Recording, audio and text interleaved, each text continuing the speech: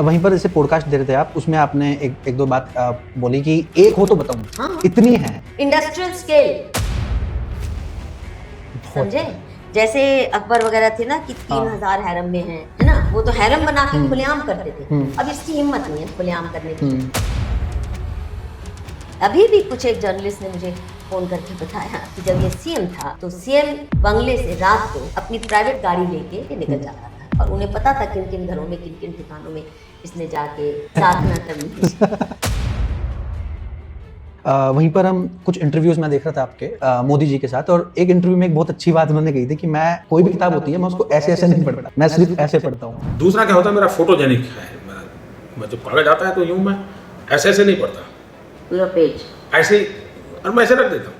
वो पढ़ता ही नहीं है, वो नहीं बात है, अनपढ़ है, लगभग अनपढ़ है। बट आपकी आइडियोलॉजी एक वक्त गांधीनियन ही रही है थोड़ी मैं सी। गांधी से प्रभावित थी, क्योंकि जब ये दंगे हो रहे थे मैम, उस वक्त आप कहाँ पर थी मैम? एग्जैक्ट कुछ याद है तो? मैं बिल्कुल गुजरात नहीं गई थी उस वक्त, क्योंकि 2001 में मेरी माँ का देहांत हुआ था। लेकिन मोदी की वजह से गुजरात के हिंदुओं को, भारत के हिंदुओं को फासिस्ट होने का सर्टिफिकेट दिया जा रहा था ग्लोबली। जब हिंदुओं को मारा गया, तब जब ट्रेन जलाई गई और हिंदुओं के साथ गलत हुआ, तब कोई इशू नहीं था। उसके बाद पुलिस लगा दी गई, और हिंदू जो जैसे आपने अब थोड़ी देर पहले बात करी कि कांग्रेस ओपन हैंड दे देती थी कि तुम्हारे साथ गलत हुआ तुम कर सकते हो, वो चीजें नहीं हुई। कांग्रेस हिंदुओं को रिटेलिएशन का, अपने बचाव का हक जरूर देती थी और उनपे आनन फानन में ज्यादा केसेस नहीं चलाती थी। बहुत कम लोग थे जो इनके खिलाफ बोलने को तैयार थे, दबी आवाजों में। डर था मैम इतना? बहुत ज्यादा। मरवा देता है ना, यही उसके पार्टी के कहते थे, हिरेन पांड्या जैसा हमारा भी हश्र होगा। इनके आका वही है, अमेरिकन डीप स्टेट। ये सारा अमेरिकन डीप स्टेट का खेला खेला जा रहा था। तो मोदी को 1993 में पिकअप किया था, उससे पहले भी आरएसएस के बहुत करीबी संबंध रहे हैं सीआईए से। ये नीच आदमी नरेंद्र मोदी ये छोटी सी मांग इसलिए नहीं स्वीकार किया क्योंकि ये आईएसआई के इशारे पर हिंदुओं को प्रताड़ित कर रहा था। आपका इंटरव्यू है, और सबसे पहले मतलब काफी जगह ये धागा, ये काले कलर का पहने हुए आपने भी नोटिस किया होगा, और ये आज भी पहनते हैं, और काफी सारे लोग इसको माँ काली से जोड़ते हैं। ये तंत्र फंत्र बहुत करवाते हैं, और इनके दीर्घायु के लिए नॉन स्टॉप कई तांत्रिक हैं जो कुछ ना कुछ कर रहे हैं, नॉन स्टॉप चल रहा है। बहुत बड़ी बात। हाँ, इनको डर है ना, इतने पाप किए तो बंदा डरता तो है। नमस्कार दोस्तों, आज हम आए हैं दिल्ली में, और दिल्ली में जिस शख्सियत के पास आए हैं वो बीते कुछ समय में काफ़ी ज़्यादा इंटरनेट पर सर्चेबल है। जब से ट्विटर पर उन्होंने एक ट्वीट करा है, काफ़ी बड़ा बवाल पूरे देश में मचा है, और ट्विटर से लेकर यूट्यूब की दुनिया में हर कोई ज़्यादातर इनके बारे में जानना चाहता है। तो आज मैम आपके पास आए हैं, बहुत बहुत स्वागत है आपका हमारे चैनल पर। कैसे हैं आप? बहुत धन्यवाद आपका अपनी चैनल पे मुझे बुलाने के लिए, और आपकी नई चैनल है जी, आशा करती हूँ कि अच्छी चलेगी और इसको सफलता मिलेगी। ठीक ma'am, thank you so much, आपने अपना वैल्यूएबल टाइम हमें दिया। जानना बहुत कुछ चाहते हैं लोग, और हम भी बहुत कुछ जानने के लिए आए थे, तो शुरुआत हम उसी से करते हैं मैम, ट्वीट से। हालांकि आप काफ़ी सारे पॉडकास्ट में उस बारे में बता चुकी हैं, बट ये ट्वीट वायरल होता है, 14-15 मिलियन के करीब जाता है, और अचानक से जो चीज़ आप बड़े दिनों से कहती आ रही हैं बहुत लोगों तक पहुंचती है। ऐसा क्या हुआ था मैम? मेरा मानना है कि वो जो ट्वीट में मैंने लिखा जी, वो कोई प्री प्लानिंग से नहीं लिखा था, ऐसे ही अनायास मैं देख रही थी स्वामी डॉक्टर स्वामी के रोज़ कोई ना कोई छोटे छोटे रील्स आ रहे थे जी, और वही लोग कैमरा लेके उनके सामने दिखते थे, और कई बार ये आरोप लगा चुके थे स्वामी महिलाओं के बारे में, और मुझे जो स्वामी कह रहे हैं उससे ज़्यादा बहुत सी बातें मालूम थी बड़े सालों से। 2014 से ही लोगों ने मुझे आके बताना शुरू कर दिया कि जो आप मोदी को सोच रही हो ये सही है कि वो इस्लाम परस्त है। मेरी किताब में यही है। लोग सोचते हैं मैंने उसके गुणगान गाए कि भारत का उद्धार करने आया है। इस किताब मोदी मुस्लिम्स एंड मीडिया में बहुत स्पष्ट तरह से मैं लिखा है और कहा भी है कि मैं मोदी को डिफेंड करने या उसके गुणगान के लिए बिल्कुल नहीं गई थी। मेरा भाजपा से कभी कोई रिश्ता नहीं रहा, और ना मैं चाहती हूँ कभी भी किसी पार्टी का बन के रहना। भाजपा का तो बिल्कुल ही नहीं, ना मोदी को मैं कभी मिली थी, ना मेरा कोई मोदी के प्रति कभी आकर्षण रहा जी। लेकिन मोदी की वजह से गुजरात के हिंदुओं को, भारत के हिंदुओं को फासिस्ट होने का सर्टिफिकेट दिया जा रहा ठप्पा था लग गया। ग्लोबली। हम्म, तो हिंदू फासिस्ट ये टर्म साथ बैठता नहीं, क्योंकि हिंदू तो मार खाने में माहिर है। जी। इस्लामियों की मार खाई, कितने आक्रांता आए, उनके आगे हार खानी ही पड़ी। पानीपत। हालांकि बहुत से योद्धाओं ने, राणा प्रताप ने, शिवाजी ने और अन्य कईयों ने भरसक प्रयास किए रोकने के, पर मानना तो पड़ेगा कि मार खाई।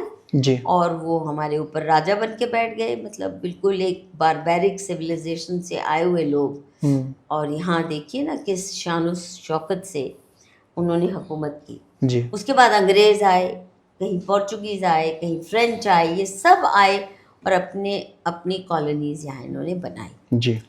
तो 1200-1300 साल मार खा खा के, गुलामी सह सह के, हिंदू समाज में फासिज्म तो दूर, अपने को ढंग से बचाने की भी क्षमता क्षीण हो चुकी है। और फासिज्म के लिए और कुछ नहीं, कत्लेआम करने के लिए बहुत मादा चाहिए। इस्लामियों में है वो, और जर्मन्स में था, क्रिश्चियंस में है। वो नरसंहार करने में बहुत माहिर है, जहाँ भी जाते हैं नरसंहार ही करते हैं, और उनको कोई फर्क नहीं पड़ता। हिंदू तो एक कॉकरोच मार के भी कांप जाते हैं।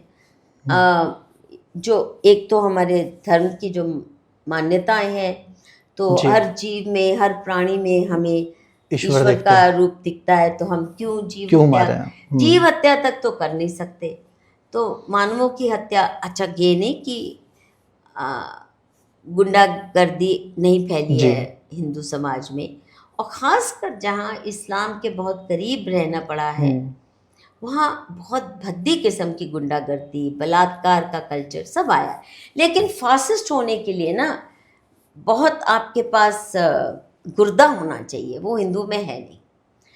छोटा मोटा दंगा, उसका जवाब दे दिया, मुसलमानों ने शुरू किया, आपने थोड़ा रिटेलिएशन कर लिया, इससे ज़्यादा हिंदू के पास है नहीं। पार्टीशन के दौरान भी मार खाई, कश्मीर में भी मार खा के आए, कोई रिटेलिएशन की हिम्मत नहीं। बांग्लादेश में हिंदू पिटते हैं तब भी किसी को सूझता नहीं कि कम से कम बांग्लादेशियों को यहाँ से निकालो, ऐसे खदेड़ो कि एक ना बचे। सरकार नहीं भी करती, उनका जीना हराम कर दो, ये भी नहीं सूझता किसी को। और अब तो रोहिंग्या भी आके हमारे ऊपर राज कर रहे हैं। तो मुझे हजम नहीं होती थी ये बात कि गुजरात का हिंदू वो वैसे भी बिजनेस माइंडेड होता है, फासिस्ट कहाँ से बना होगा। तो मैं सिर्फ ये देखने गई थी क्या मोदी वाकई राक्षस है, और क्या इसने गुजरात के हिंदुओं को क्या वाकई एक नई प्रजाति में तब्दील कर दिया है कि वो कत्लेआम करने के लिए उतारू हो गए हैं, मुसलमानों का खात्मा। जब मैं गई तो मैं अधिकतर केवल मुसलमान गांव में, मुसलमान बस्तियों में, मुसलमान प्रोफेशनल्स के साथ मैंने बात की। मछुआरों के गांव में, किसानों के पास, मुसलमान मुसलमान मुसलमान। इसमें 90% इंटरव्यूज भी मुसलमानों के साथ है। तो जब वहाँ देखा तो मुझे लगा कि ये तो गांधी का भी क्या बोले मार्क टू मैं कहने वाली थी, गांधी का भी बाप है। पर he is trying to outperform MK Gandhi also. और जितना नुकसान बापू करके गए उससे ज्यादा कहीं ये कर रहा है। बट आपकी आइडियोलॉजी एक वक्त गांधीनियन ही रही है थोड़ी मैं गांधी से प्रभावित थी, क्योंकि नंबर 1 नेहरू बहुत अंग्रेज लगता था, और मैं बहुत देसी मानसिकता की हूँ। हालांकि कॉन्वेंट में पढ़ी, मिरांडा हाउस में पढ़ी, JNU में पढ़ी, पर बहुत देसी हूँ। तो मुझे नेहरू की जो अंग्रेजियत है वो पसंद नहीं थी, और वो भारत के लोगों को थोड़ा ही नहीं समझता था, और खुद को like a viceroy, you know, he treated himself कि I'm the last British viceroy of India, इस तरह उसकी स्टेटमेंट्स हैं। तो नेहरू मुझे नहीं पसंद था, सच पूछो तो। और उसने प्रधानमंत्री की कुर्सी भी जबरनी खींची, लूटी, ये भी अच्छा नहीं लगता था ये बात। गांधी का ये था कि देसी है, ठीक है, देसी भाषा का इस्तेमाल करता है, और अंतिम जन की बात गांधी की जो सबसे मुझे प्रभावशाली बात ये लगती थी कि वो एक व्यक्ति था जिसने हर वक्त भारत के देशवासियों को जी। चेताया कि इस देश का उद्धार तभी हो सकता है जब गांव का उद्धार हो, खेती का उद्धार हो, हमारे जो पारंपरिक इंडस्ट्रीज थी, चाहे वीवर्स, आर्टिसंस, तरह तरह के जो भी इंडस्ट्रीज हमारी लोकल थी, उनको रिवाइव किया जाए, क्योंकि उन्हीं के बलबूते पर भारत विश्व का वाकई गुरु था हर फील्ड में, साइंस में, टेक्नोलॉजी में, प्रोडक्शन में, कृषि में, हेल्थ केयर में। मतलब कोई ऐसी डिसिप्लिन नहीं है जिसमें भारत विश्व गुरु नहीं था। और उस भारत के बराबरी के ज्ञान परंपरा वाले लोग आज भी मुकाबला नहीं कर सकते। वो जो भारत था, आज भी कोई पैदा नहीं हुआ मुल्क जो उस भारत का मुकाबला कर सके। तो मुझे ये बहुत अपील करती थी अंतिम जन, और मैंने ज़िंदगी में सारी जितने भी मेरे अर्ली बैटल्स रहे, चाहे स्ट्रीट वेंडर्स के लिए हों, उनके लिए कानूनन संरक्षण मिलना चाहिए, साइकिल रिक्शा पुलर्स के लिए हों, नट समाज के लिए हों, सबसे प्रताड़ित जितने तबके हैं, या किसान आंदोलनों के साथ मैं बहुत लंबे अरसे तक जुड़ी रही। तो मैं हालांकि किसान परिवार से नहीं हूँ, पर ये जो संस्कार थे कि इस देश का उद्धार तभी हो सकता है जब जिनको लूट पाट के अंग्रेज़ी हुकूमत बदहाल छोड़ के गई है, उनको हम अग्रसर करें, अपने रखें आगे। और ये नहीं कि बस जो एजुकेटेड मिडिल क्लास है वो ही शोर मचाए। जैसे मानुषी पत्रिका में जी आप देखेंगे, पहला जो हमारा अंक है उसके कवर में महाराष्ट्र की लैंडलेस महिलाएं, पुअर महिलाएं, लैंडलेस पुअर महिलाएं हैं पहले कवर में। और आप, ये मेरा तब भी प्रण था कि हम केवल दिल्ली बम्बई वाली जो middle class, upper middle class, फराटेदार बातें करने वाली महिलाएं हैं, इनकी तरफ ज़्यादा नहीं देखने वाले। भारत की जो महिलाएं हैं, गांव में हैं, खेती में हैं, और अन्य जो पारंपरिक पेशे हैं, उनकी तरफ हमें देखना है, उनकी समस्या समझनी है, और उनकी वो क्या समस्या किस तरह हल करना चाहते हैं, हमें वो समझना है। ये था मानुषी का मुख्य उद्देश्य। तो गांधी इसलिए अच्छे लगते थे। फिर सत्य अहिंसा, सत्य तो मैं मानती हूँ कि सनातन धर्म की बुनियाद है जी। और किसी और ये मज़हब जो हैं या रिलीजन ने इतना एम्फेसिस नहीं दिया सत्यता के ऊपर। और अहिंसा, जो गांधी ने केवल अहिंसा ले लिया, हालांकि यहाँ शस्त्र और शास्त्र दोनों को साथ लेकर चलने की पद्धति रही जी। केवल अहिंसा की जो बात करते हैं वो पिटते हैं।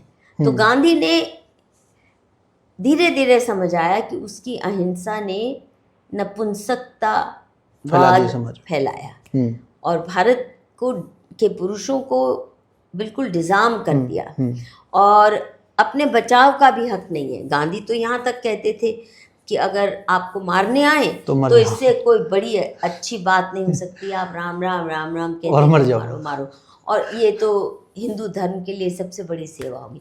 मतलब ये जब बातें देखती हूँ, ये मुझे, आपको नहीं ये चीज़, कायरता तो कभी भी नहीं पसंद आई मुझे।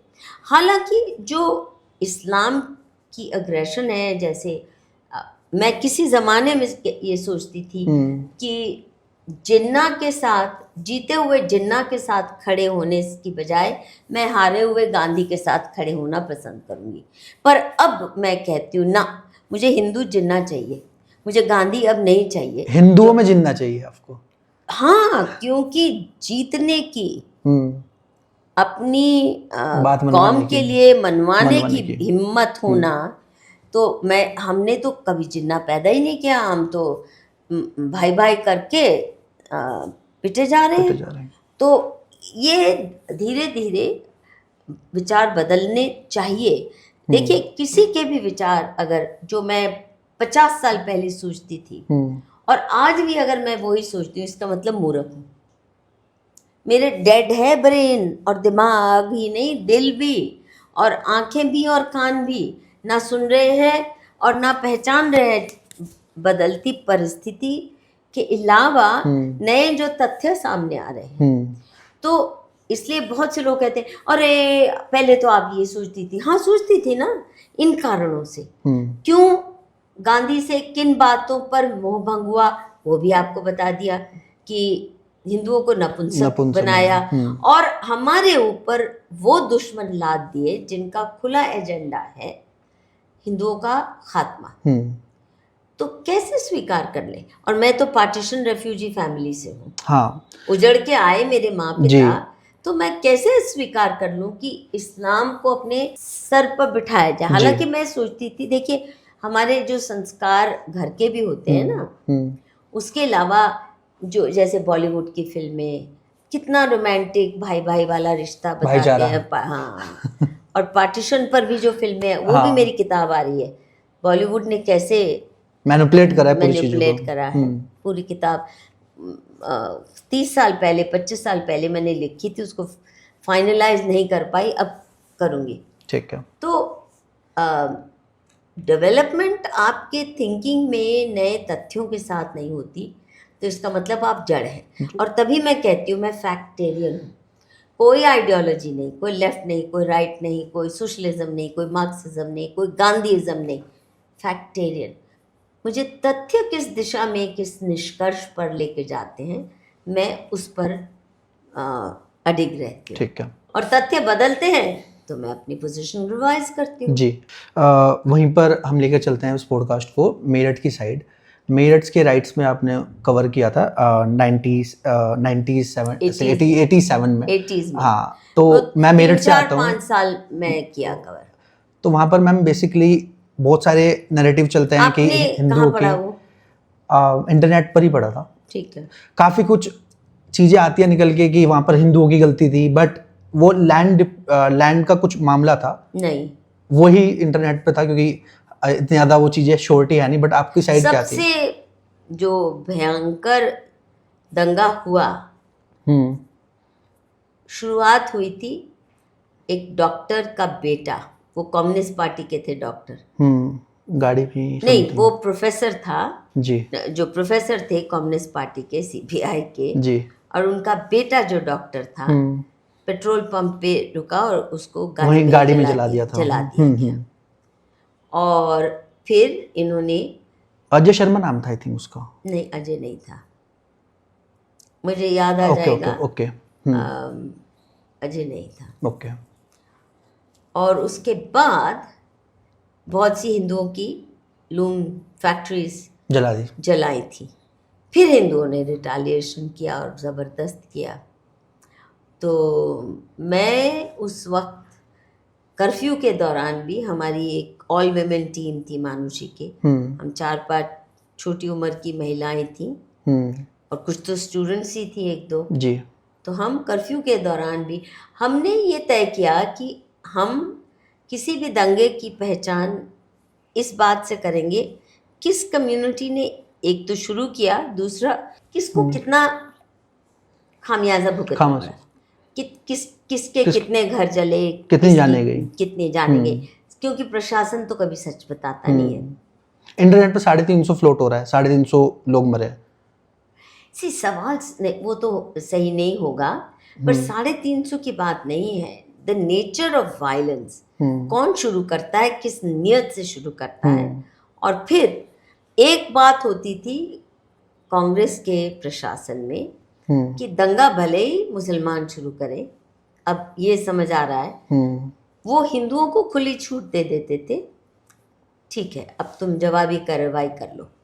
अच्छा। तो उस वक्त हालांकि मेरठ के मामले में बहुत से, तो पीएससी ने हाशिमपुरा और ऐसे कुछ जगहों में जाके बहुत से बंदों को अरेस्ट किया था और फिर गोलियां मार के हिंडन कनाल में फेंका गया था। हाँ, ये सुना है हमने। हाँ, ये किस्सा। हाँ, तो वो सब मेरा आंखों देखा हुआ है। पर मैं उस वक्त इतनी बीमार हो गई, इतनी हिंसा देख के, कि मैं फिर वापस आके बहुत महीनों तक बीमार रही। इतनी ट्रॉमा टाइप? ट्रॉमा भी, हाँ। हालांकि 1984 का मैं कर चुकी थी। मैं हमेशा कर्फ्यू के दौरान ही पहुंचती हूँ जहाँ कुछ हो रहा हो। हालांकि मैंने कभी, जहाँ पर कोई पत्रकार नहीं जाना चाहता, और मैं बचते हैं। जर्नलिज्म पास भी नहीं है मेरे पास, कभी बनवाया भी नहीं है, नहीं, क्योंकि इतनी घटिया बिरादरी है जर्नलिस्ट की कि उस पास के बगैर ही मैं, और मैं वैसे जर्नलिस्ट हूँ भी नहीं, क्योंकि मैं तो प्रोफेसर हूँ। और मैं अपनी कलम को आज़ाद करने के लिए मैंने तय किया था कि मैं जर्नलिज्म से पैसे नहीं कमाऊंगी, यानी मेरे लेखन से, मेरी पत्रकारिता जिसको आप कहते हैं, उससे मेरा घर नहीं चलेगा, घर नहीं, रोजी रोटी से नहीं आएगी, मेरी टीचिंग से आएगी या रिसर्च से आएगी। तो उस बिरादरी में बहुत सम्मानजनक लोग हैं भी नहीं, तो इसलिए कोई मुझे अफसोस नहीं है खुद को पत्रकार न कहने में। ठीक है मैम, अब यहीं से हम मूव करते हैं 2002 राइट्स में, जो गुजरात में हुए थे, उसके ऊपर आपने बहुत कुछ लिखा है। जब ये दंगे हो रहे थे मैम, उस वक्त आप कहाँ पर थी मैम, एग्जैक्ट कुछ याद है तो? मैं बिल्कुल गुजरात नहीं गई थी उस वक्त, क्योंकि 2001 में मेरी माँ का देहांत हुआ था, और मैं उस वक्त इस मनस्थिति में नहीं थी कि मैं जाके दंगों की रिपोर्ट करूं, तो मैं दूर रही थी, मैं गई नहीं थी। आपने दिसंबर 2012 को डिसाइड करा था कि आप गुजरात को अध्ययन करेंगी। हाँ। इसके पीछे कारण ये था कि जिस तरीके से लेफ्ट मीडिया ने और काफ़ी सारी एनजीओज ने ये प्रोपेगेंडा क्रिएट करा था कि वहाँ पर तो इतना नरसंहार कर दिया, मुस्लिमों को सस्प्रेस दबाया जा रहा है, इसकी वजह से आपने डिसाइड किया था मैम? हाँ, ये तो मैंने लिखा है कि वही केवल था, क्योंकि ये सारे फॉरेन फंडेड लेफ्टिस्ट थे। अब तब तक मुझे नहीं पता था कि सबसे बड़े फॉरेन प्लांट्स या फॉरेन स्पॉन्सर्ड पॉलिटिकल एक्टिविस्ट तो भाजपा के हैं, या मोदी सबसे बड़ा है, ये तब नहीं पता था। तो मुझे ये तकलीफ होती थी कि ये हिंदुओं को बदनाम कर रहे हैं भाजपा या मोदी का सहारा लेके। भाजपा के बारे में बहुत ज़्यादा जानकारी नहीं थी, पर इनके बारे में बहुत सम्मान भी नहीं था मेरे मन में, दूरी रहती थी मैं इनसे। तो जब ये दंगे हुए तो 10 साल तक इनके खिलाफ चलती रही मुहिम कि इन्होंने तो कत्लेआम कर डाला, मुसलमानों की जेनोसाइड हो गई, हिंदुत्व के लेबोरेटरी है। तो क्योंकि जो ये मुहिम चला रहे थे उनको मैं करीब से जानती थी, सब बेईमान धूर्त, और अधिकतर उनमें से वो थे जो मानुषिक पढ़ के एक्टिविस्ट बने थे, कई सारे ऐसे भी थे, पर सभी के सभी फोर्ड फाउंडेशन की फंडिंग, विदेशी फंडिंग लेकर एक्टिविज्म करने लगे। और मैं क्योंकि पहले दिन से विदेशी फंडिंग के खिलाफ थी, और पॉलिटिकल एक्टिविज्म करना या सोशल डेवलपमेंट का काम करना फॉरेन फंड लेके, ये तो मुझे कभी भी कतई स्वीकार नहीं है। और मैं इसलिए इसको नहीं स्वीकार करती थी कि हमने अपने देश के लोगों की अगर सेवा करनी है या उनकी आवाज़ सुननी है या उनकी आवाज़ प्रखर करनी है, तो हम भीख का कटोरा लेके क्यों उन लोगों के पास जाएं जो हमारे देश को बदहाल करके गए हैं। उन्हीं के पास जा रहे हो आप जो बदहाल करके गए हैं और जो बदहाल अभी भी कर रहे हैं। तो ये जो सारा यूरोपियन अमेरिकन माफिया है, इन्होंने फंडिंग एजेंसीज जो बनाई हैं, वो इसीलिए कि हमारे अंदर अपने एजेंट्स घुसा सकें, सोशल एक्टिविज्म, पॉलिटिकल एक्टिविज्म के नाम पर, सामाजिक न्याय की लड़ाई के नाम पर, ये सब नौटंकी, उनकी बेईमानियां मैं जानती थी। तो इसलिए मैंने सोचा कि जाके मुझे देखना है कि कितना झूठ बोल रहे हैं, कितना सच। तब तक मैं चुप रही थी। गुजरात के दंगों पर मैंने कुछ नहीं ऐसा लिखा, तो वहाँ देखा तो रियलिटी बिल्कुल ही अलग थी। ये तो ऐसी खिदमत कर गया जो कभी, मैं तो कहती हूँ, जिन्ना भी ना करे मुसलमानों की इतनी खिदमत। तो काफ़ी सारी आपकी ही बातें हैं जो आपने ट्वीट्स में भी लिखी हैं कि जब हिंदुओं को मारा गया, तब जब ट्रेन जलाई गई और हिंदुओं के साथ गलत हुआ, तब कोई इशू नहीं था। उसके बाद पुलिस लगा दी गई और हिंदू जो, जैसे आपने अब थोड़ी देर पहले बात करी कि कांग्रेस ओपन हैंड दे देती थी कि तुम्हारे साथ गलत हुआ तुम कर सकते हो, वो चीज़ें नहीं हुई। जो मैंने मेरठ के बारे में भी बताया, या उसके और भी कई उदाहरण हैं, बॉम्बे राइट्स उदाहरण है, कई सारे जो मैंने कुछ एक मैंने खुद ही कवर किए। कांग्रेस हिंदुओं को रिटेलिएशन का, अपने बचाव का हक जरूर देती थी और उन पे आनन फानन में ज़्यादा केसेस नहीं चलाती थी। मेरठ में पहली बार हुआ कि पीएससी को लेकर पुलिस पर जो केसेस चलाए गए, और उसका शायद कारण यह है कि सिखों ने कांग्रेस का नाक में दम करके रखा और केसेस चलवाए इनसे। नहीं तो उससे पहले कांग्रेस दबाने में माहिर थी और रिटेलिएशन का हक दे देती। और मुझे लगता है उसी से सीखकर गुजरात में भी मुसलमानों ने जो ग्लोबल नैरेटिव बनाया अपने फॉरेन फंडेड एनजीओज द्वारा कि यहाँ तो नरसंहार हो रहा है, जिसमें गोधरा ट्रेन मैसेकर का नाम ही मत लो, भूल जाओ कि वो हुआ भी था कभी, प्रोवोकेशन इनकी तरफ से। या अगले दिन भी सबसे पहले गोधरा ट्रेन के मैसेकर के बाद भी 3 हिंदुओं को बेरहमी से मुसलमानों ने जानबूझकर मारा, क्योंकि वो चाहते थे दंगे भड़के। देखिए, मुस्लिम मानसिकता ये है कि उनको विक्टिमहुड नैरेटिव चाहिए जी, कि हमारे साथ अन्याय हो रहा है, हम तो माइनॉरिटी है, हमारे साथ तो बहुत तकलीफ, हमें तो बहुत तकलीफें दी जाती है, उसके बगैर वो ग्रो नहीं कर सकते। तो इसलिए उन्होंने ये सारा नैरेटिव चलाया। हमारे नाम के हिंदू एक्टिविस्ट जो फॉरेन फंडेड थे, तब मुझे नहीं पता था कि ये नूरा कुश्ती है मोदी और इनके बीच में, इनके आका वही हैं, अमेरिकन डीप स्टेट। ये सारा अमेरिकन डीप स्टेट का खेला खेला जा रहा था कि हम इसको लाएंगे, और ये CIA का ट्रेंड है ही, ACYPL नाम की जो CIA की एक संस्था है जी, जिसका काम ही ये है ग्लोबल लीडर्स को ट्रेन करना और उनको फिर उच्च पदों पर बिठाना। तो मोदी को 1993 में पिकअप किया था, उससे पहले भी RSS के बहुत करीबी संबंध रहे हैं CIA से जी। तो इसको ट्रेन किया और तुरंत ये बीजेपी का जनरल सेक्रेटरी बन गया। उसके बाद बीजेपी गुजरात ने तो कहा कि इसको निकालो बाहर से, ये बहुत जालिम है, कंट्रोल फ्रीक है और पार्टी को क्रश कर रहा है अपने कंट्रोल में लाने के लिए, तो इसको निकालो। 6 साल इसको बाहर निकाल के रखा दिल्ली गया। हाँ, इधर उधर लौट रहा था, हरियाणा का चार्ज दे दिया, इधर का चार्ज दे दिया, फिर एकाएक इसको चीफ मिनिस्टर बना के भेजा, जबकि इसने कभी मोहल्ला एसोसिएशन का भी चुनाव नहीं लड़ा था। तो जाहिर है ऊपर से हुक्म आया कि ये सुनना पड़ा, मतलब अपर भाजपा के लीडर्स को उस वक्त ये सुनना पड़ा। अपर भाजपा क्या होती है? मतलब जो अपॉइंटेड, जो भाजपा के जो पहले से लीडर्स है, भाजपाई जी हो गए, तो उनको अमेरिका की बात सुननी पड़ी। आप ये कहना चाह रही हैं? आपका कौन नेता है जो नहीं सुनता? सब चाटुकार हैं, सारे सुनते हैं। कोई पार्टी है जो हिंदू पक्ष की बात करती है? कोई भी नहीं। एक भी पार्टी आई है आपकी गौरक्षा के लिए? एक भी नहीं आई ना। सब कहते हैं कि हम बात करेंगे। इसका क्या मतलब है? इसका क्या मतलब है? किसी को हुक्म नहीं है, हिंदू पक्ष की बात सुनने की इजाजत है नहीं किसी भी पक्ष को, किसी पॉलिटिकल पार्टी को। तथाकथित हिंदू मेजॉरिटी देश में उन्होंने इतना अपना शिकंजा कस रखा है और हम समझते नहीं। हम सोचते हैं कि हम चुन रहे हैं, ना, हम कोई नहीं चुन रहे, ये उनके प्लांट हैं। और कम्युनिस्ट पार्टी भी 1925 में ब्रिटिश एजेंसीज, इंटेलिजेंस एजेंसीज ने, डीप स्टेट ने स्थापना कम्युनिस्ट की। और इसी प्रकार अब इसके भी तथ्य उजागर हो रहे हैं कि RSS की भी 1925 में ही स्थापना हुई है और उसमें भी ब्रिटिश इंटेलिजेंस एजेंसीज का हाथ। RSS में भी? हाँ, इनके बहुत घनिष्ठ संबंध हैं विदेशी एजेंसी से। ठीक है।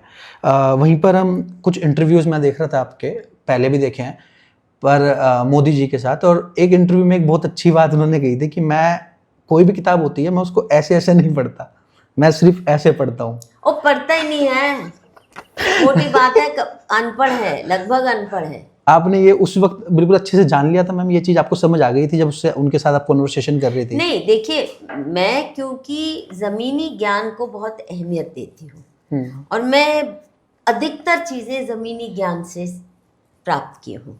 मैं किताबी ज्ञान पर बहुत कम डिपेंड करती हूँ, क्योंकि हमारी सारा जो एकेडेमिया है ये भी तो फॉरेन कंट्रोल्ड है। मैकॉले के दिनों से उसके बाद बदला कहाँ है? तो मैं तो खुल के कहती हूँ कि पाकिस्तान की ISI का ज़्यादा कंट्रोल है हम कैसी किताबें पढ़ें, हमारे शिक्षा मंत्रालय का नहीं। कंट्रोल विदेशी एजेंसीज का ज़्यादा कंट्रोल है। सारा सिलेबस फॉरेन फंडेड एक्टिविस्ट बनाते हैं। जी जैसे हमारे CSDS के योगेंद्र यादव, जी जिन्होंने टेक्स्ट बुक्स में बहुत भूमिका निभाई, वो वाहियात सी जो स्कूल टेक्स्ट बुक्स हैं सोशल साइंस की, तो हमारी किताबें भी वो लिखते हैं। बाहर के लोग, हमारे देश के दुश्मन किताबें लिखते हैं। तो इसलिए मैं आपका जवाब दूँ मैं, जी, क्योंकि इसलिए मैं किताबी ज्ञान पर कभी भी ज़्यादा निर्भर नहीं रही। मेरी जो भी रिसर्च होती है आप देखेंगे कभी कोई ये इनका फुटनोट नहीं होगा। विदेशी किसी का तो फुटनोट होना बहुत दूर की बात है। यहाँ की भी जो फेमिनिस्ट हैं, लेफ्टिस्ट हैं, क्योंकि ये जो बेचारे भाजपाई या सो कॉल्ड हिंदुत्ववादी है तो कुछ लिखते पढ़ते हैं नहीं, तो इनको तो क्या ही कोई कोट करेगा, करना पड़ता है वो उन्हीं लेफ्टिस्ट को, इस्लामिस्ट को। जी। तो मैं नहीं करती थी कभी, मैं ज़मीनी ज्ञान, और मुझे इसीलिए कोई चैलेंज नहीं कर सकता क्योंकि वो सारे तथ्य मेरे खुद के जुटाए हुए होते हैं। जैसे इस किताब में भी जी, मोदी वाली किताब में भी जी, मैंने किसी के तथ्य नहीं, मैं गई एक छोटा सा वीडियो कैमरा लेके, सोनी का हैंडहेल्ड, हर इंटरव्यू वीडियो रिकॉर्डेड है, hundreds of hours of interview, चाहे वो रिक्शा वाले के साथ है, चाहे वो मछुआरे के साथ है, चाहे किसी के साथ है, अच्छी है बुरी है, सब वीडियो रिकॉर्डेड है। फिर मैंने खुद ट्रांसक्राइब करके ट्रांसलेट करी। अब सवाल ये है कि आप ये कह सकते हैं कि और भी बहुत हिंदुओं के साथ आपको करनी चाहिए थी इंटरव्यूज, पर हिंदू बहुत डरते थे मोदी से, मुसलमान नहीं डरते। इतना डर था हिंदुओं के अंदर? अरे बाप रे, दहशत। जब मैं गई हूँ तब तक तो बहुत, ये बहुत नई चीज है मैम, मतलब नहीं कोई नई चीज नहीं, लोगों को नहीं पता, जो इनके भक्त मंडली है उनको नहीं पता। भक्त नहीं है इनके कोई, भाड़े के टट्टू हैं, ठीक मैम, पेड सिपॉइज हैं। हर ट्वीट के लिए 50 रुपया दिया जाता है माँ बहन की गालियां देने के लिए। तो आप सोचिए, अनपढ़ सा गधा सा बच्चा है और उसे कोई नौकरी वोकरी मिल नहीं, प्यून की भी नहीं मिलनी, और उधर से ये इनका जो IT सेल है कहता है कि दिन में ट्वीट करो, हम बता रहे हैं किसको कौन सी गाली देनी है, वो भी दिमाग इस्तेमाल नहीं करना।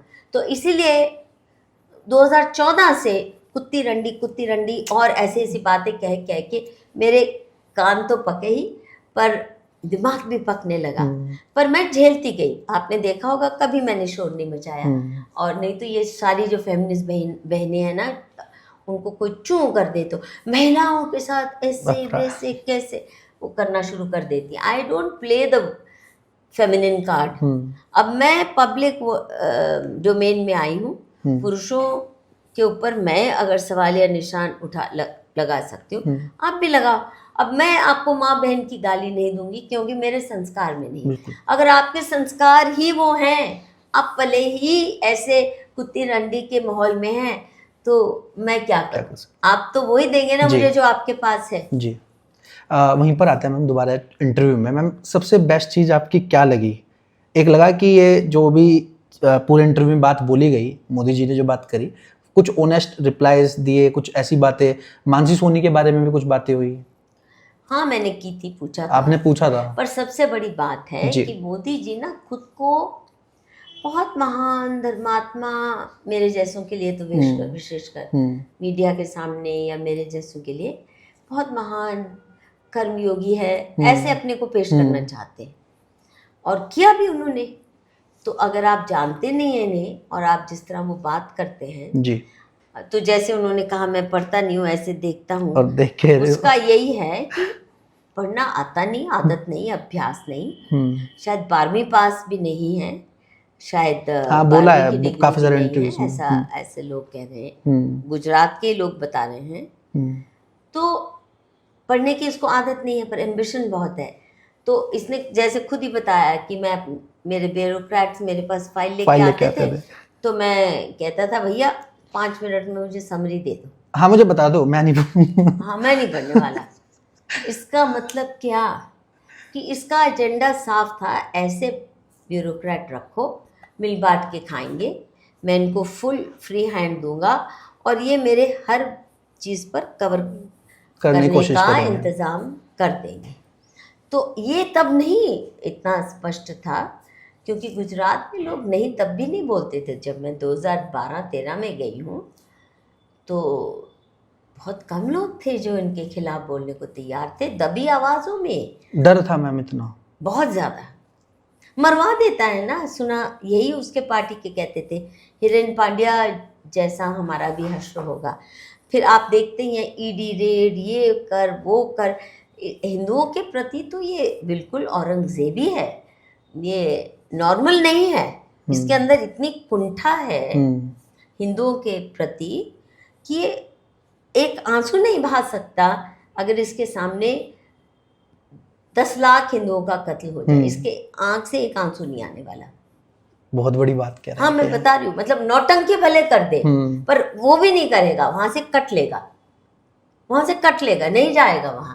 अब मणिपुर गया है जहाँ कितना हिंदुओं लोग का सहार हो रहा है, नहीं गया। और कश्मीर जाता है तो मुसलमानों की चाटुकारिता करने। कभी जम्मू गया है? नहीं। और बल्कि ये जो मेरी किताब है जी, गर्ल फ्रॉम कथुआ, हाँ, ये इसके ऊपर अगर किसी ने पूरे डॉक्यूमेंट्री एविडेंस के साथ समझना है ये कितना हिंदुओं का दुश्मन है, ये किताब पढ़िए।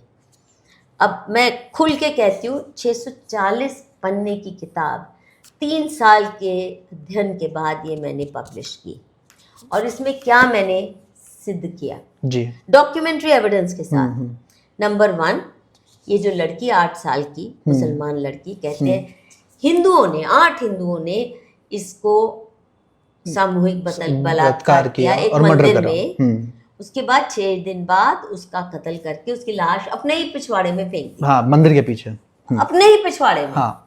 अब ये इतना तो मूर्ख 8 साल का बच्चा भी नहीं होता। खैर, सच तो ये है ये लड़की अनाथ थी और उसी के रिश्तेदारों ने महबूबा मुफ्ती की शह पर उसका कत्ल किया।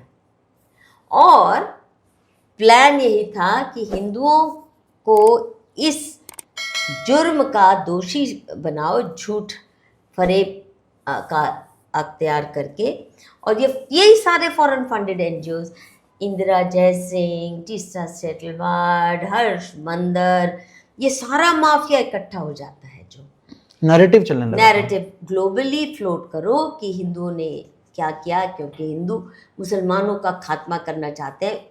जबकि सच ये है कि ये बॉर्डर स्टेट है और कथुआ डिस्ट्रिक्ट पाकिस्तान के बिल्कुल मतलब दिख सकता है, नियर बाई है, बिल्कुल नियर बाय, जस्ट 10 किलोमीटर भी नहीं है इस गांव से। रसाना गांव से 10-12 किलोमीटर है, ये एडजेसेंट है पाकिस्तान से। और ये कथुआ डिस्ट्रिक्ट के माध्यम से नालों, वो जो बरसाती नाले होते हैं उनके माध्यम से खड्ड बोलते हैं वहाँ पे, तो टेररिस्ट वो भेजते हैं, हथियार भेजते हैं, ड्रग्स भेजते हैं और यहाँ से सीधा रूट जाता है कश्मीर तक टेररिस्ट के लिए। ठीक है। तो जम्मू प्रोविंस में 8 डिस्ट्रिक्ट हैं, 5 तो ऑलरेडी मुस्लिम मेजॉरिटी बन चुके हैं, जिनमें रामबन, अब देखिए नाम भी है रामबन, पर मुस्लिम मेजॉरिटी है। रजौरी, पुंछ, किश्तवाड़, ये सारे जो हैं ऑलरेडी मुस्लिम मेजॉरिटी बन गए कश्मीर की तर्ज पर। और धीरे धीरे हिंदुओं को निकाला जा रहा है बहुत जालिम तरीक़ों से, पर नेशनल मीडिया कोई कवर नहीं करता और भाजपा की सरकार तो बिल्कुल ही पर्दे डालती है। अब 3 बचे, उधमपुर, कथुआ और सांबा। और सांबा में आपको पता है कितने टेरर अटैक्स हुए हैं, जहाँ आर्मी बेसिस हैं, एयरफोर्स बेसिस हैं।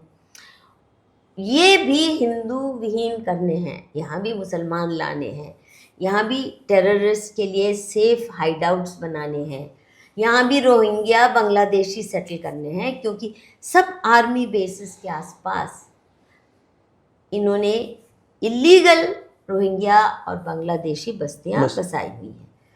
आर्मी वाले, आर्म फोर्सेस के जो जनरल्स हैं, हर सरकार के आगे मिन्नतें करते रह गए कि कृपया आर्मी बेसिस को तो बख्शो, इनको कहीं और सेटल करो। मोदी को भी गुहार लगाई, नहीं हटाया। ये बाकी देश से क्या बांग्लादेशी रोहिंग्या निकालेगा, आर्मी बेसिस के आसपास इसने सेटल किए हुए हैं वहाँ पे।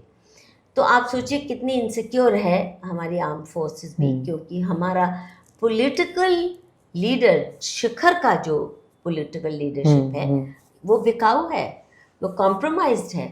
तो ये झूठा नैरेटिव इस्तेमाल करके ग्लोबली इतनी बड़ी मुहिम चलाई, इससे पहले कभी किसी रेप विक्टिम का नाम ग्लोबली फेमस नहीं हुआ, ये पहला।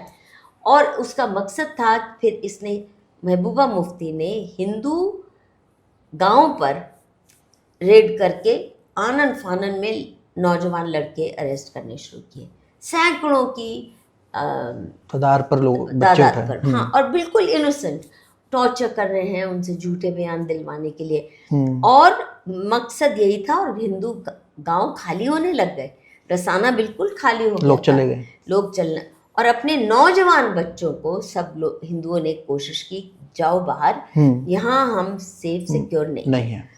तो मकसद यही था। और पीएमओ ने पूरी सहायता की, सहायता ही नहीं की, जो भाजपा के लीडर जम्मू में, जो मिनिस्टर्स भी खड़े हुए, जिन्होंने 50-50 हज़ार की डेमोन्स्ट्रेशंस लीड की कि इसका सीबीआई जांच करवाइए जी, ये झूठा है सारा आरोप। और वहाँ के जो बार एसोसिएशन के हेड थे, प्रेसिडेंट थे, वो तो कांग्रेस ही थे लाइफ लॉन्ग।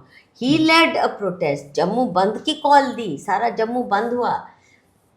और जो लॉयर्स एसोसिएशन है उनका, बार एसोसिएशन, उन्होंने काम बंद रखा, धरने पे बैठ गए। आप सोचिए इतना बड़ा आंदोलन हुआ, लेकिन ये नीच आदमी नरेंद्र मोदी ये छोटी सी मांग इसलिए नहीं स्वीकार किया क्योंकि ये आईएसआई के इशारे पर हिंदुओं को प्रताड़ित कर रहा था, ताकि वही हाल हो कथुआ का और इन बॉर्डर, जो बॉर्डरिंग डिस्ट्रिक्ट का, जो कश्मीर का हो चुका है।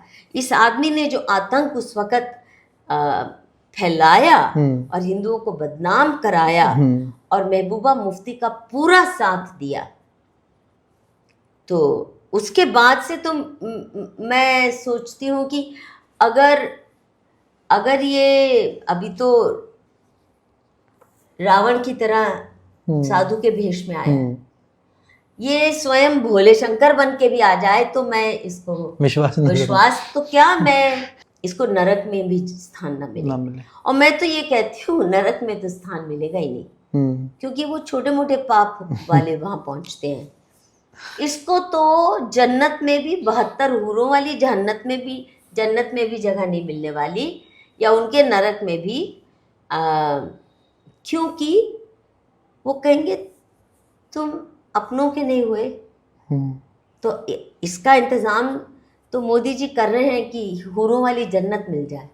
हमारे स्वर्ग तो बहुत सात्विक होते हैं ना, तो मोदी जी का टेस्ट कैसे बैठेगा वहाँ, खुश कैसे रहेंगे जी, है ना? वहाँ तो सात्विक जीवन जीना है। ये तो तामसिक से भी आगे का है इसकी प्रवृत्ति। मैम आप ये बात बोल रही हैं, वो तो व्रत रहते हैं 16। अरे नौटंकी करते हैं, तुम पता नहीं क्या पीते होंगे, एप्स्टीन की तरह, जैसे जैसे वो क्या खाते पीते हैं उसकी लिस्ट ले लो तो क्या जाने, वैसे ही भोग ये भी करते हो। कुछ पता नहीं इस आदमी का अंदर क्या करता है, आप अंदाजा भी नहीं लगा सकते जी। बहुत तामसिक जिंदगी है। तामसिक बहुत छोटा शब्द है इसको डिस्क्राइब करने में। एक वोकैबुलरी फेल्स मी जी when I'm asked to describe how evil Modi is। आपका इंटरव्यू है और सबसे पहले मतलब काफ़ी जगह ये धागा, ये काले कलर का पहने हुए आपने भी नोटिस किया होगा ये, और ये आज भी पहनते हैं और काफ़ी सारे लोग इसको माँ काली से जोड़ते हैं, इनके ही सो कॉल्ड फॉलोअर्स। ये तंत्र फंत्र बहुत करवाते हैं और इनके दीर्घायु के लिए नॉन स्टॉप कई तांत्रिक हैं जो कुछ ना कुछ कर रहे हैं, नॉन स्टॉप चल रहा है। बहुत बड़ी बात। हाँ, इनको डर है ना, इतने पाप किए तो बंदा डरता तो है। ये उसी का ही धागा है जो हमेशा पहनते पता नहीं रहते हैं? किसका, मैंने उसके बारे में पूछा नहीं अच्छा था। अच्छा। तो जो भी होगा, इसको प्रोटेक्शन तो राक्षसी ही मिलेगी ना। नहीं, पर राक्षसों के भी धर्म होते हैं, हिंदुओं में तो राक्षस भी धर्म अनुसार चलते हैं, इनका कोई नहीं,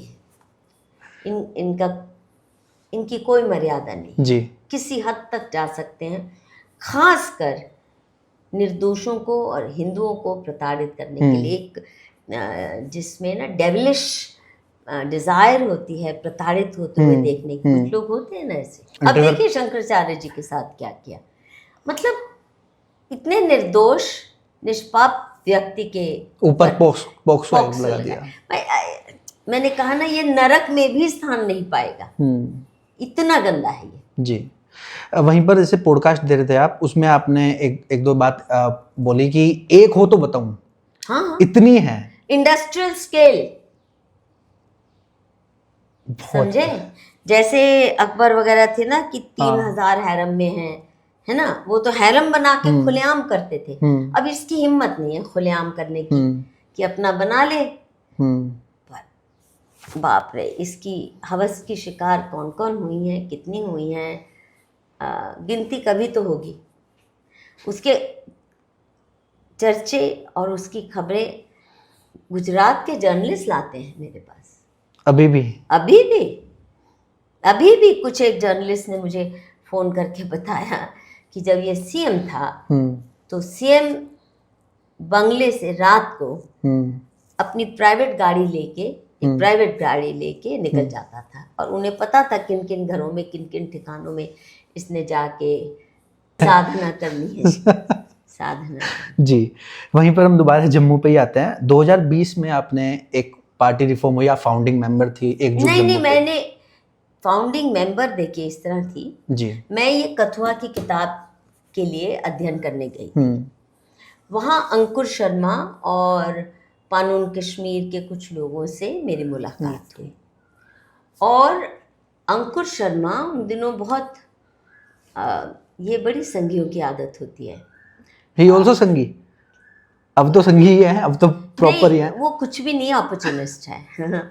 अंकुर इज सिंपल अपॉर्चुनिस्ट, पर वो उन दिनों बहुत मिलिटेंट हिंदू एक्टिविस्ट के रूप में बात कर रहा था। उसको अपना पॉलिटिकल करियर बनाना था, हमें नहीं पता था। हमने सोचा सच में ये हिंदू अस्मिता की बात कर रहा है, और ऐसे बड़ी बड़ी बातें करता था। तो वकालत उसकी खुद की कोई इतनी बढ़िया है नहीं, क्योंकि उसका मन केवल पॉलिटिक्स में लगता है, वकालत में भी इतना नहीं लगता। शोर बहुत मचाता है, मैंने ये किया, मैंने वो किया, पर कोई और पिटिशन चल रही है उसमें अपनी इंटरवेंशन डाल देगा। वो 5-10 साल से चल रही है, इंटरवेंशन डाल के बड़ी बड़ी बातें करना शुरू हो जाएगा, क्योंकि टीवी पर बात करना, मीडिया के सामने बात करना उसको आता है, उसके अलावा कुछ नहीं। खैर, तो हमने सोचा बहुत ही कर्मठ होनहार बच्चा है। और पानून कश्मीर के डॉक्टर अजय चरंगू जो उनके संस्थापक रहे हैं, बहुत क्रेडिबल रिकॉर्ड है। वो भी किसी ज़माने में संघ के साथ थे, फिर कटते गए जब देखा उन्होंने कितनी बेईमानी करता है संघ। खैर, तो जिस होटल के कमरे में मैं रुकी थी उसी कमरे में मीटिंग हुई थी जी। और ये तय हुआ था कि ये पार्टी, अंकुर ने ही कहा मैं बनाना चाहते हो, तो मैंने कहा बिल्कुल, मैं भी एकजुट जम्मू के फाउंडिंग में शामिल होना चाहूँगी, और बहुत शुभ काम है, and I will certainly help to the extent possible, क्योंकि ये देख रही थी ना कितना अन्याय हिंदुओं के साथ हो रहा है और भाजपा करा रही है। तो एकजुट जम्मू तो क्या ही, उसके पांव अभी जमे भी नहीं थे कि उन्होंने एकम सनातन दल फ्लोट की। उस वक्त मेरे दिल्ली में जो इनकी शायद पहली मीटिंग थी वो मेरे ऑफिस में हुई थी। यहीं पर ही या ऊपर? हाँ, इसी फ्लोर पर। तब हमारा ऑफिस इसी फ्लोर पर था। इसी फ्लोर पर हुई थी पहली इनकी मीटिंग। कोई 15-16। तो आप बहुत इन्वॉल्व थी उस वक्त? हाँ, लेकिन ये बात ध्यान से सुनिए जी। यही हुई, यहाँ ही 15-16 लोगों की ऐसे बनी थी, घेरा बना था जैसे हमारा अब ऊपर ऑफिस है ठीक ना, है। तो वहाँ खुली जगह थी, 15-16 लोग आराम से बैठ जाते थे। और सुबह से लेकर शाम तक पूरे दिन का सेशन था। वहाँ बाहर के स्टेट से भी लोग आए थे कुछ। तो मेरा अंकुर से ये आग्रह था, ये बहुत कीन था, संदीप देव भी बहुत कीन था, और मैंने पुरजोर ये आग्रह किया कि तुम एकजुट जम्मू तो ज़रूर बनाओ, क्योंकि जम्मू में इस वक्त आपका शुरुआत हुआ है और वहाँ कुछ आपकी जड़ें मजबूत हो जाएं, लेकिन ऑल इंडिया पॉलिटिकल पार्टी मत बनाओ। हिंदुओं को इस वक्त एक ऐसा मंच चाहिए जो हिंदू पक्ष की बात खुल के कर सके। पॉलिटिकल पार्टी बनाओगे तो क्या होगा कि हिंदू और फिर कटेंगे। अभी क्या होता है, जो भी नई पार्टी आती है वो हिंदुओं को काटती है। कांग्रेस से कम्युनिस्ट पार्टी बनी तो हिंदू ही गए कांग्रेस में, समाजवादी बनी तो हिंदू ही गए, राम मनोहर लोहिया, जयप्रकाश नारायण, ये सारे हिंदू ही गए। उसके बाद टीएमसी बनती है, पीएमसी बनती है, ये जो भी बनती है पार्टी, सभी तो शिवसेना, कोई भी तो हिंदू ही कटते हैं ना। मुसलमान क्या करते हैं, उनकी स्ट्रैटेजी बहुत स्मार्ट है, वो कोई परवाह नहीं करते कि हमारी पार्टी जीते, वो हर पार्टी को नचाते हैं अपनी वोट बैंक का इस्तेमाल करके। राइट। तो मैंने ये कहा कि इस वक्त हिंदुओं के लिए कोई प्लेटफॉर्म नहीं है ऑल इंडिया जो हिंदू पक्ष की बात इतनी मजबूती से करे कि हर पार्टी को सुननी पड़े, तो ये मत बनाइए। और मैंने ये भी बताया कि मैं 3 ऐसी पार्टीज की फॉर्मेशन और डिस्ट्रक्शन देख चुकी हूँ जी। हर बार मैंने ये चेताया था कि पार्टी मत बनाइए, और तुमसे बहुत बड़े जैसे शेतकरी संगठन के जो नेता थे शरद जोशी, उनकी रैली में तो 3-3 लाख 5-5 लाख लोग आ जाते थे अपने खर्चे पर। बहुत पॉपुलर लीडर थे, और मैं क्योंकि किसान आंदोलन से जुड़ी रही तो करीबी मैंने देखा उनका सारी कार्यशैली जी। वो भी जब उन्होंने भी स्वतंत्र भारत या ऐसे करके पार्टी बनाई, मैंने हाथ जोड़े थे, मत करिए, पिट जाएंगे आप। अभी क्या है, हर पार्टी के किसान, चाहे वो भाजपा के हैं, कांग्रेस के, शिवसेना के, किसान मुद्दे पर तुम्हारे साथ हैं। तुम पार्टी बनाओगे, सब अपनी अपनी पार्टी के साथ खड़े हो जाएंगे और तुम रह जाओगे हाँ टुनटुन गोपाल। उनको गलतफहमी थी, क्योंकि उनको तो घर में लोग मंदिर में जहाँ देवी देवताओं की फोटो होती उनकी होती थी, पूजनीय माने जाते थे, फिर भी पिट गए। इसी किस्म से आंध्रा में जयप्रकाश नारायण, वो भी हाँ जेपी लोक सत्ता नाम से उन्होंने पहले प्लेटफॉर्म बनाया आंदोलन, फिर उन्होंने भी अच्छा चल रहा था, थोड़ा हरकत होने लगी थी, तुरंत उन्हें लगा। और गलतफहमी ये, मैं जी पूरी की पूरी सीट जीतूंगा, इतना माहौल है मेरा, एक सीट अपनी के लिए भी उनको कितनों के आगे घुटने टेकने पड़े, कितने गलत काम करने पड़े, उनको भी मैंने कहा था पार्टी मत बनाओ। तो ऐसे एक और उदाहरण दे सकती हूँ। तो इनको मैंने कहा कि नहीं तुम सक्सीड कर सकते और बहुत जल्दी टूट जाओगे, और आपको तोड़ने के लिए भी बाहर से भी लोग आ जाएंगे, क्योंकि पॉलिटिकल पार्टी बनो, अगर हिंदू पक्ष की बात करते हो और बहुत पुरजोर करते हो तो सभी पार्टी को सुनना पड़ेगा ऑल इंडिया लेवल पर। अगर तुम वोट की बात करोगे तो कोई नहीं तुम्हारे पास, हाँ उनके पास करोड़ों अरबों हैं, तुम कर भी लोगे 10, 20, 25 करोड़ रुपया, उससे क्या हो, वो तो चिल्लर है। खैर नहीं माने तो मैंने कहा ठीक है। अब इन्होंने जिस दिन लॉन्च करने थे, माधु जी आपको उस दिन होना चाहिए, इनका मैनिफेस्टो इन्होंने जो भेजा, मतलब बचकाना, साइक्लोस जो घटिया सा कंप्यूटर पे ऐसी कुछ भी बकवास टाइप करके कहा कि हम लॉन्च कर रहे हैं, ये हमारा मैं दंग। आई सेड कि अगर हम फाउंडिंग मेंबर्स हैं, हमें बताया भी नहीं आपने, वेदर आई अप्रूव इट और आई डोंट। तो उस दिन तो मैं मजबूरी क्या कहो, ये कि मेरा नाम जुड़ा हुआ था, तो मैं बैठ तो गई, कुछ ज्यादा बोली नहीं उस वक्त, पर तुरंत मैंने कहा कि मैं नहीं। उसके बाद टोटल बैकआउट कि मैं इस किस्म के बचकानी पार्टी के साथ मैं खड़ी नहीं हो सकती। अगर तुमने बनानी भी थी पार्टी, कोई तैयारी नहीं है तुम्हारे पास एक मैनिफेस्टो भी नहीं है और तुम पार्टी बनाने चले। इतनी भी तुम्हारे में अकल नहीं है कि ढंग का मैनिफेस्टो रिलीज कर सको, लिख सको, इतनी जल्दबाजी है। तो फिर बहुत जल्दी ये क्या हुआ, सारे देश से इनकी पार्टी में लोग जैसे जैसे जुड़े, 10 जुड़ रहे हैं, 5 निकल रहे हैं और गालियां देते हुए निकल रहे हैं। सब मेरे लड़ाई पास बज रही है, लड़ाई आपस में बहुत कॉन्फ्लिक्ट हुआ। इतना कॉन्फ्लिक्ट हुआ क्योंकि एक तो इन्होंने पैसे इकट्ठे खूब कर लिए और ये आरोप लगा, हाँ करोड़ों रुपए का आरोप लगा। बड़ी बड़ी गाड़ियां ले ली इन दोनों ने, जो हाँ, फाउंडर्स थे दोनों, और अंकुर ने भी दिल्ली में ऑफिस लिया, पता है कहाँ? एक भाजपा के नेता के बिल्डिंग में जनकपुरी के पास, वहां लिया। 1 करोड़ लगा दी उसकी इंटीरियर डेकोरेशन में। आ कौन रहा है तुम्हारे पास? और मतलब अयाशी किस्म के इन्होंने अपने ऊपर खर्चे किए। जो इनके कार्यकर्ता थे उनको तो पेट्रोल का भी खर्चा नहीं दे रहे थे। और जो कोई कहता था कि अगर आप चाहते हो कि हम हिमाचल में या फलां जगह जाके काम करें, कम से कम गाड़ी के पेट्रोल का खर्चा तो दो। हम अपनी जेब से निकाल दिया पार्टी से, किसी ने सवाल पूछा निकाल दिया। तो सब रोते हुए मेरे पास ही आते थे क्योंकि उन्होंने सोचा ये she is a senior person, इनकी बात सुनेंगे, और इनकी सुनेंगे।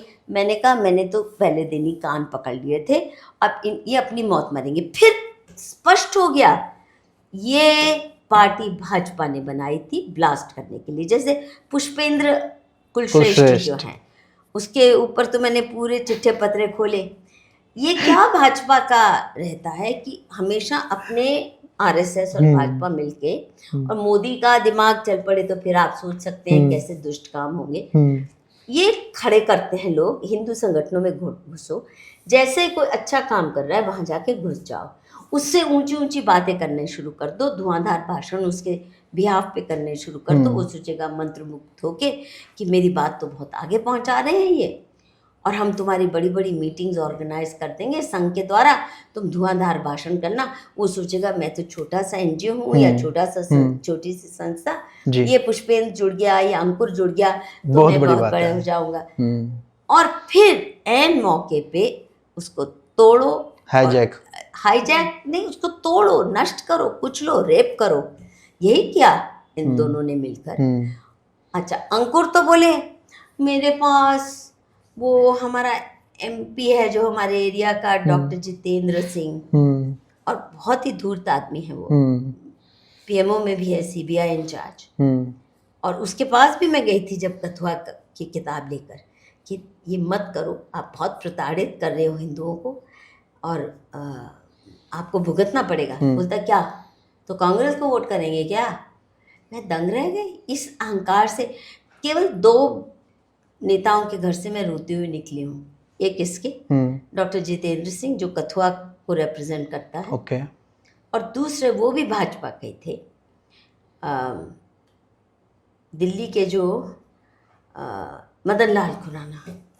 अरे बाप रे, वो स्ट्रीट वेंडर्स की लड़ाई जब चल रही थी, तो उन्होंने भी जो हरकत की थी, और पीछे उनके दुर्गा माँ की तस्वीर थी और इतना भद्र व्यवहार किया। मैं आज तक कभी नहीं किसी ने ऐसे किया। तो मैंने उठते हुए मैंने कहा कि पीछे माँ दुर्गा देख रही है, आप क्या कर रहे हो, और रुलाई गया आपको। In no time he was finished, gone, you know, not only out of power but माँ ने बुला लिया। तो इन्होंने तोड़ा। अच्छा, अंकुर कहता है मुझे इनवाइट करने आए और मैं भाजपा ज्वाइन कर लिया। ये आपको बताया मैम? हाँ, उसने खुद कहा। तो आपने कुछ नहीं बोला? आपका क्या रिएक्शन था? मैंने कहा पता ही था हमें। और संदीप जी कहते हैं अब अंकुर जब चला गया तो मैं तो किनारे हो लिया। संदीप देव ये कहते हैं, पर कोई हिसाब किताब नहीं दिया। तुमने इतने करोड़, कहाँ गए पैसे? हिंदुओं का पैसा कहाँ गया जो कलेक्ट हुआ था? क्यों? अच्छा चलिए, अंकुर ने मान लिए, उसको तो लालच आ गया कि मुझे एमएलए बना देंगे, ये कर देंगे। बहुत लालची है वो आदमी, एम्बिशियस बहुत है। पर संदीप देव तो बताएं, ये भी नहीं बता पाए कि इन्होंने क्यों। मैं रिजाइन करता हूँ। तुमने शुरू की, you owe us an explanation. मैंने कई बार कहा कि आपको ढंग से एक्सप्लेन करना चाहिए। और हिंदुओं को सारे देश में जिन्होंने पैसे भी लगाए, अपनी इमोशन भी लगाई, जी आइडियलिज्म भी लगाया, जी, सबको ध्वस्त करके, पर ये बीजेपी का गेम प्लान था। गेम प्लान था जी। पॉडकास्ट के लास्ट में आ गए हम। अब हम बात करेंगे पूजनीय शंकराचार्य जी के ऊपर। वर्तमान के समय में गौ माता की आवाज़ पूरे देश में पूजनीय शंकराचार्य, जगत गुरु शंकराचार्य, अभी मुक्तेश्वर सरस्वती जी निरंतर रूप से उठा रहे हैं। तो मैम, आप किस तरीके से देखती हैं इस पूरी मुहिम मैं को? जुड़ी हूँ उनसे, आज नहीं, जब से वो गंगा यमुना और हिमालय बचाओ आंदोलन में उनके साथ मैंने वीडियोस हैं आपकी, काम राइट? किया। वो यही नहीं, दिल्ली में जितने कार्यक्रम हुए उस वक्त मैंने ही किए थे। CSDS में किया, नेहरू मेमोरियल में किया, तीन मूर्ति हाउस में किया, गांधी पीस फाउंडेशन में किया, फिर धरना, ये वो जो भी, तो मैं ही ऑर्गेनाइज करती थी। और मैंने देखा बहुत सक्षम नेतृत्व देते हैं। अब लोग सुने ना सुने, हमारा दुर्भाग्य है कि हिंदू पहचानते नहीं। और मेरा मानना है कि ये एक अनूठा समय है जब एक ऐसा हिंदू धार्मिक योद्धा खड़ा हुआ है जो शस्त्र और शास्त्र दोनों की अहमियत समझता है जी। और जैसे आदि शंकराचार्य चल पड़े थे पाँव पर, इसी किस्म से ये भी रुक नहीं रहे। पाँव चलकर भी जाते हैं, नंगे पाँव भी चिलचिलाती धूप में चल चुके हैं जी, और नॉन स्टॉप काम कर रहे हैं गौ माता के लिए। और ऐसे राक्षसी प्रशासन के खिलाफ खड़े हो गए जिसने सभी धर्म गुरुओं को चाटुकार बना रखा है या डरा के चुप करा रखा है। कोई नहीं बोलने की हिम्मत करता है इनके सामने। और फिर एक्टिवली काम भी करना, सिर्फ बोलना नहीं है। देखिए, पुरी के शंकराचार्य जी कभी कभी बोल लेते हैं पर एक्टिवली वो नहीं दिखते कुछ करते हुए। ये तो सुबह से लेकर रात तक, शायद रात को सोते होंगे थोड़ा बहुत जी, पर नॉन स्टॉप काम करें। दोबारा नहीं आएगा अगर इनको हमने इस वक्त सपोर्ट नहीं किया।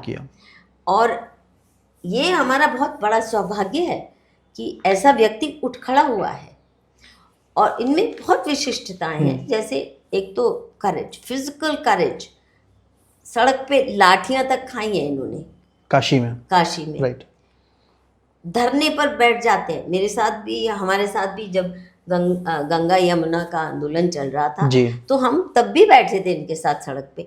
इनको जरा नहीं है कि मैं बहुत बड़ी हस्ती हूँ तो मैं कैसे सड़क पे धरने पर बैठ जाऊं। और दूसरा, जिस पैमाने पर जनसंपर्क कर रहे हैं नॉन स्टॉप, तो पूरा प्रयास, अनथक प्रयास है। इनके साथ भी नहीं अगर हम जुड़े तो दोबारा कोई आने वाला नहीं है। तो तैयार हो जाओ, खतना करवाओ अपने बच्चों का और अपनी बेटियों को अभी से बुर्के हिजाब में डालने की आदत मतलब बुर्का हिजाब पहनने की आदत डलवा दो बेटियों को, क्योंकि बचेगा नहीं हिंदू।